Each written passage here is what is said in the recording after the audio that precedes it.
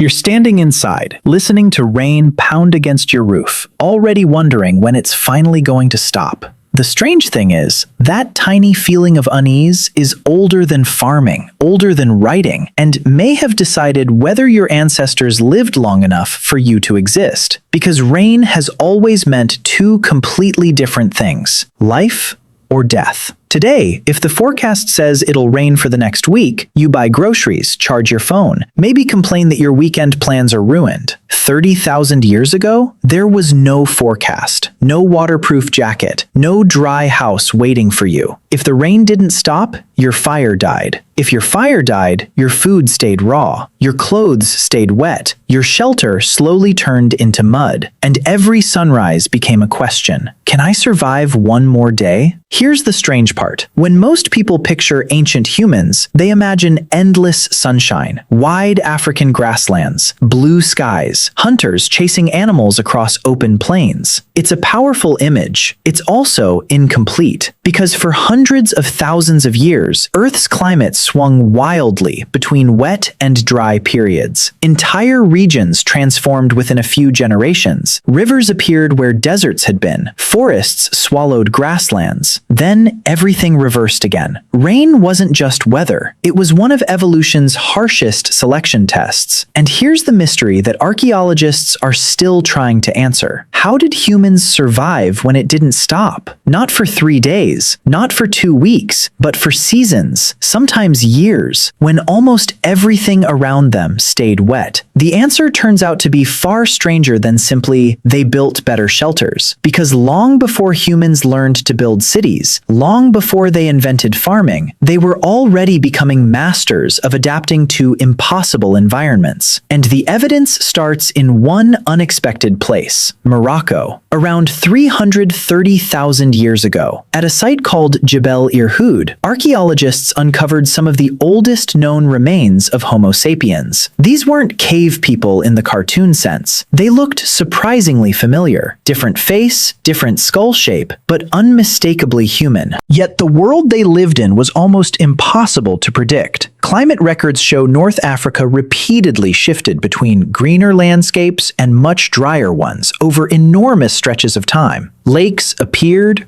disappeared, and returned again. Entire ecosystems kept moving like a giant breathing machine. Imagine being born into a place filled with rivers, only for your grandchildren to inherit a landscape that barely resembled it. Or the opposite. Imagine growing up expecting endless dry ground, then watching years of rain slowly transform everything. That's something most animals struggle with. Humans didn't. That's the first reversal. People often say humans became successful because we were stronger or faster. We weren't. Compared to lions, we were weak. Compared to wolves, slow. Compared to almost everything around us, hopelessly average. So why are we still here? Because evolution wasn't rewarding the strongest creature. It was rewarding the one that adapted fastest. Rain became one of nature's intelligence tests. Every storm forced new decisions. Do you stay? Do you move? Do you follow rivers? Do you leave the forest? Do you abandon the place your family has known for generations? Every wrong choice carried a price. Sometimes starvation, sometimes disease, sometimes simply disappearing forever. Think about that for a second. Somewhere in your family tree, two groups of humans probably faced the exact same storm. One adapted, the other didn't. You're descended from the first group. That means every instinct you have when dark clouds gather, every urge to find shelter, every tiny feeling of relief when you finally hear rain hitting a roof instead of your own skin, may have been shaped by hundreds of thousands of years of survival. And that's only the beginning, because eventually humans discovered something that completely changed the game. Instead of running away from relentless rain, some of them started running toward the ocean. At first glance, that sounds insane. It turned out to be one of the smartest survival decisions our species ever made. If you're enjoying uncovering these forgotten truths, subscribe, because the next discovery completely changed what scientists believed about how humans survived Earth's harshest climates. And what archaeologists found on the southern coast of Africa would completely overturn the popular image of prehistoric survival.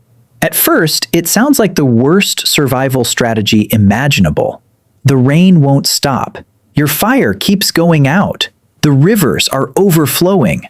So you walk toward the ocean? Who would do that?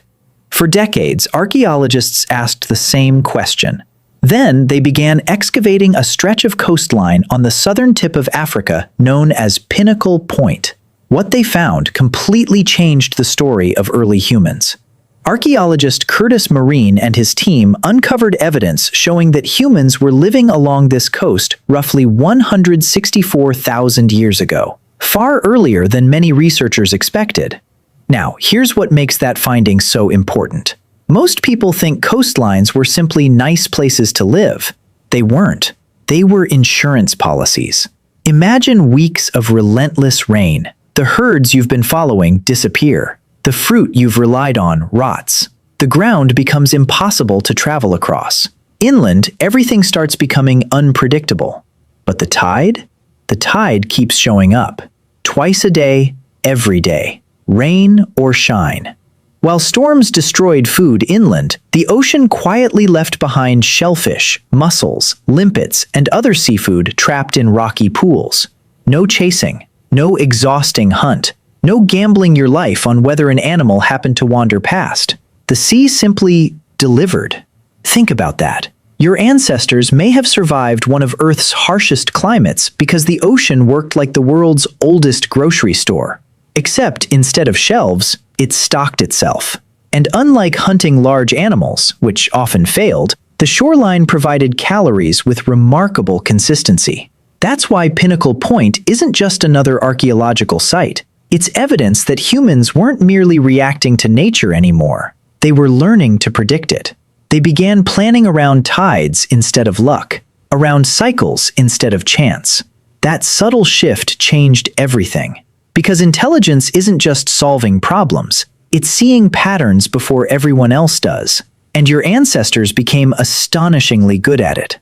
Researchers also found evidence that these coastal populations regularly used fire to heat-treat stone before shaping tools. At first, that sounds like a tiny detail. It isn't. Heating certain types of stone made them easier to flake into sharper blades. In other words, humans weren't simply using nature, they were transforming it. Think about the irony. Rain constantly threatened to destroy their fires, yet fire itself became one of the reasons they survived. The very thing the weather tried to erase became the tool that pushed humans ahead of every other species. Let that sink in. But here's where the story takes an unexpected turn. Food wasn't the only thing rain attacked. It attacked you. Forget predators for a moment. Forget starvation. Imagine wearing soaking wet animal skins for days. Imagine sleeping on damp ground every night. Imagine tiny cuts that never completely dry. Long before antibiotics, something as small as an infected scrape could become life-threatening. That's why archaeologists have started looking at another overlooked piece of prehistoric survival. Not weapons, not hunting, clothing. Most people assume humans first covered themselves because the world became colder. Cold certainly mattered, but constant moisture may have been just as dangerous. Evidence from Border Cave in South Africa suggests humans were making sophisticated bone tools by around 170,000 years ago, including awls that many researchers believe were used to pierce hides for clothing. That's the reversal. Clothing wasn't just about staying warm, it was about staying functional. Dry skin cracks less. Dry feet travel farther. Dry bodies lose less heat. A simple animal hide could mean the difference between recovering overnight or slowly weakening with every passing storm. And once humans began stitching together fitted coverings instead of simply draping skins over their shoulders, something remarkable happened. They became less dependent on perfect weather. They could move through environments that would have defeated earlier generations. Rain was no longer an unbeatable enemy. It became another obstacle to solve. Of course, don't picture perfectly tailored jackets. Your ancestors weren't opening prehistoric fashion boutiques. No one was arguing whether mammoth hide matched deerskin. Survival has a funny way of making every outfit look acceptable. But behind that simple hide clothing was an extraordinary idea. Humans no longer needed to adapt their bodies as quickly as other animals. They adapted with technology instead. That's one of the greatest superpowers our species ever developed. A beaver grows a thicker coat. A bird evolves different feathers.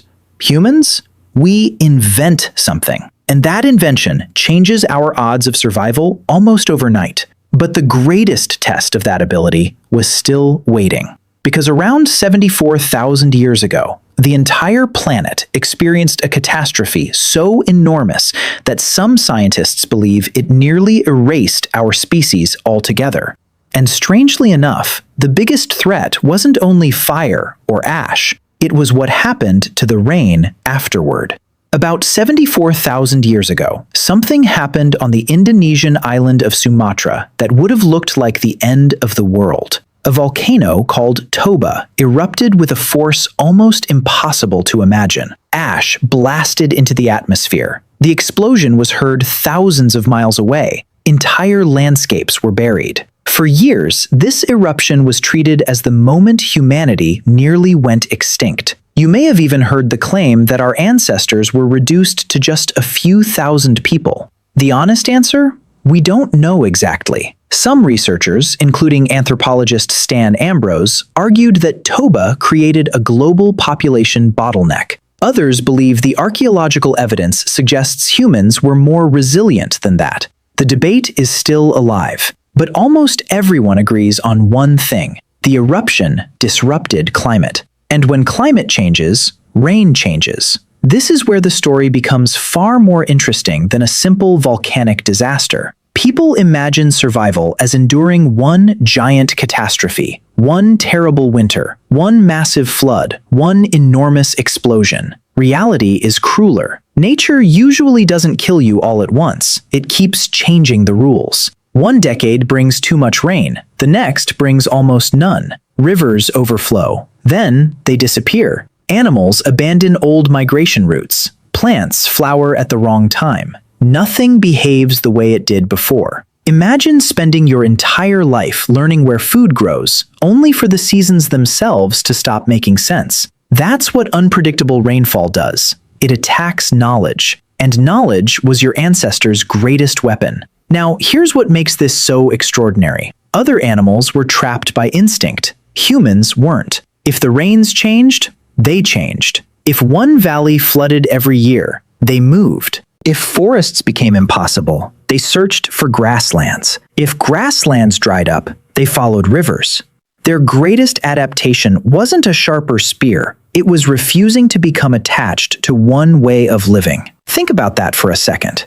The popular image is always the same. Ancient humans found a home, stayed there, built a life. But archaeology tells a completely different story. For most of human existence, home wasn't a place. It was a strategy. Your ancestors survived because they were willing to leave almost everything behind, again and again and again. That's an uncomfortable lesson, because even today, the people who adapt fastest often survive change better than the people who resist it. The storm eventually ends, but only if you're still alive when it does. Now, here's where it gets extraordinary. If endless rain sounds impossible, you've probably never imagined living inside one of the wettest places on Earth. Around 45,000 years ago, modern humans reached the tropical rainforests of Southeast Asia. For a long time, archaeologists believed this couldn't have happened. Dense rainforest was supposedly too hostile, too wet, too dark, too difficult to hunt in. The assumption seemed obvious. Rainforests should have defeated prehistoric people. Then, excavations at Naya Cave in present-day Sarawak, on the island of Borneo, told a very different story. Humans weren't merely passing through, they were thriving. That's the reversal. Instead of avoiding relentless rainfall, they learned how to live inside it. Imagine stepping outside every morning into air so humid your skin never completely dries. Rain crashes through the canopy. The forest floor turns slippery. Everything feels alive, including the things trying to bite you. Insects, parasites, venomous snakes, fungi growing on almost every surface. Honestly, if you've ever complained because your socks got wet walking to your car, this place would have ended your career as a prehistoric human in about 3 hours. And yet, people stayed. Why? Because they stopped fighting the rainforest. They learned its rhythm. Instead of relying on giant herds that barely existed beneath the dense trees, they hunted smaller animals. They gathered forest plants. They fished rivers swollen by rain. They used caves whenever possible, not because caves were comfortable, but because they offered something unbelievably precious: dry ground. Even a little dryness changes everything. A fire burns longer, sleeping becomes possible, food lasts longer, disease spreads more slowly. Sometimes survival doesn't require solving every problem, it only requires solving one. Researchers studying rainforest hunter-gatherers have repeatedly found the same pattern. Success comes from deep local knowledge, knowing which tree stays dry underneath, which stream floods first, which plants become edible after heavy rain, which paths disappear. To an outsider, the rainforest looks like chaos. To the people who understood it, it was a map. That's another lesson hidden in prehistory. Nature rewards familiarity, not force, not bravado, knowledge. But humanity's greatest breakthrough against relentless rain wasn't finding better caves or even better forests. It was learning to build places that stayed dry no matter what the sky decided to do. And the archaeological evidence for that is genuinely incredible. Eventually, something remarkable happened. Humans stopped asking one simple question: where can we hide from the rain? And started asking a completely different one: how can we make the rain matter less? That shift changed history, because once you stop depending entirely on nature, you begin shaping it. One of the clearest windows into that transformation comes from a place most people have never heard of: Ohalo II. Today, it's submerged beneath the Sea of Galilee in Israel. But around 23,000 years ago, during the last glacial maximum, it sat beside a freshwater lake. When archaeologists excavated the site, they uncovered something extraordinary. Not just scattered tools, not just animal bones, entire brush huts, preserved because rising water buried them in mud before time could destroy them. Think about how incredibly lucky that is. Most prehistoric shelters disappeared tens of thousands of years ago. Wood rots, grass decays, branches collapse. Normally, all that's left are stone tools. But Ohalo II froze an ordinary human campsite in time, and what survived tells an incredible story. The huts weren't random piles of branches. They had carefully arranged walls, organized living spaces, separate activity areas. People knew exactly where to sleep, where to prepare food, where to work. This wasn't simply shelter, it was engineering. Now, here's what makes that finding so important. The popular image of prehistoric humans is always the same: a cave, a campfire, maybe a few people huddled together while rain pours outside. But Ohalo II reveals something much more sophisticated. Humans were designing spaces to control moisture, to stay drier, to stay warmer, to keep fires alive longer. Every small improvement multiplied their chances of survival. Imagine spending weeks building a shelter instead of throwing together a temporary lean-to. That investment only makes sense if you've learned something profound. Weather will always return, and when it does, preparation beats panic. That idea still governs your life today. Your roof has layers. Your walls have insulation. Your house has gutters that carry water away before it floods your home. You probably never think about any of that, because someone already solved the problem.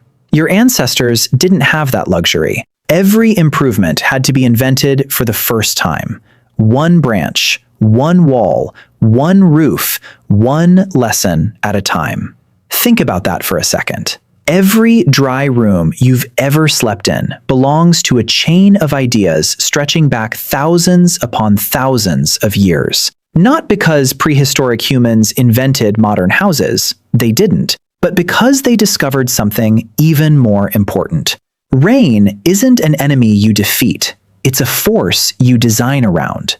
That single realization echoes through almost every building standing today. But here's where the story takes its biggest turn. For almost all of human history, rain was unpredictable. Sometimes there was too much. Sometimes there wasn't enough. Entire generations lived without knowing whether next year would bring abundance or disaster. Then, around 11,700 years ago, Earth entered a remarkably stable climate period. The violent swings marking the end of the Younger Dryas began to settle. Evidence preserved inside the ice sheets of Greenland shows temperatures and rainfall patterns became far more consistent than they had been during much of the Ice Age. Now, consistent doesn't mean perfect. Storms still happened, floods still happened, droughts still happened. But compared to the chaos your ancestors had endured, the planet suddenly became predictable. And predictability changes everything. Here's the reversal. People often say civilization began because humans invented farming. The evidence suggests something slightly different. Humans could begin farming because the climate finally became reliable enough to gamble on staying in one place. Imagine planting seeds if next year's rainfall is completely unpredictable. Imagine spending months growing crops only for endless rain to wash them away, or no rain at all. Farming isn't just about planting. It's about trust. Trust that the seasons will return. Trust that the river won't suddenly move. Trust that tomorrow will look enough like today for long-term plans to make sense. For hundreds of thousands of years, that trust simply wasn't possible. Then, slowly, it became possible. Villages appeared, storage pits filled with grain. Permanent homes replaced temporary camps.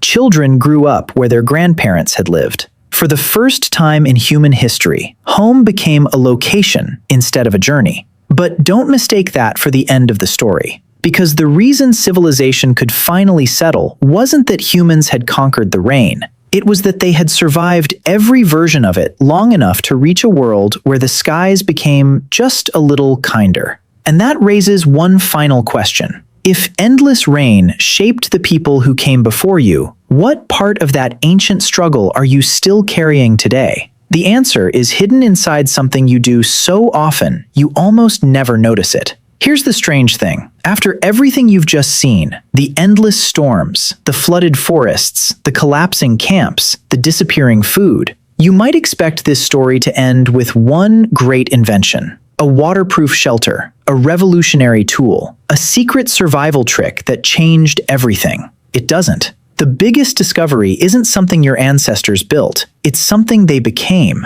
Because the real answer to the question, how did ancient humans survive endless rain, is surprisingly simple. They never truly defeated it. They learned to live with uncertainty. Think about every stop on this journey. At Jebel Irhoud, humans endured climates that refused to stay the same. At Pinnacle Point, they stopped relying on one source of food and turned the ocean into a dependable partner. At Border Cave, they adapted their own bodies with clothing instead of waiting for evolution to do the work. After the Toba eruption, they refused to stay trapped in places that no longer supported life. Inside the rainforests near Naya Cave, they learned that survival belonged to those who understood nature instead of fighting it. At Ohalo too, they began shaping the environment itself, building shelters that gave them control over forces they could never stop. Each discovery solved one problem, but together they solved a much bigger one. How do you survive in a world that never promises tomorrow will look like today?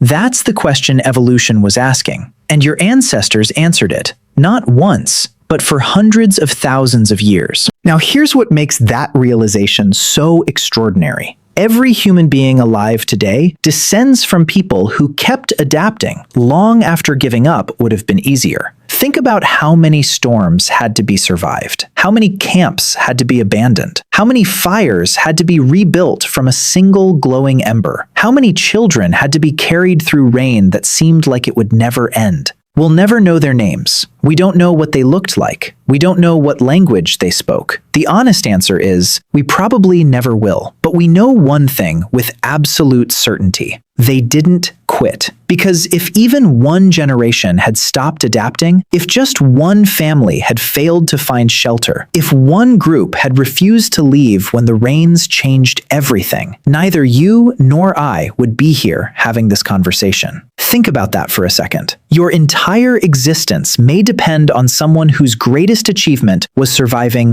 one more storm, one more night, one more season. History rarely remembers those victories. Evolution does. And maybe that's why rain still affects us so deeply today. Scientists have shown that weather influences our mood, our decisions, and even how safe or vulnerable we feel. When dark clouds gather, most people instinctively look for shelter, not because we consciously remember prehistory, but because somewhere deep inside the architecture of the human brain, shelter has always meant survival. That small feeling of relief when you hear rain hitting the roof instead of your own shoulders isn't weakness, it's inheritance. Millions of years of natural selection quietly whispering, "You're safe now." It's easy to forget that. Modern life insulates us from almost everything our ancestors feared: central heating, waterproof clothing, weather apps, concrete roads, drainage systems, a warm bed waiting only a few steps away. Rain has become background noise, something to complain about during your commute, something that delays a barbecue,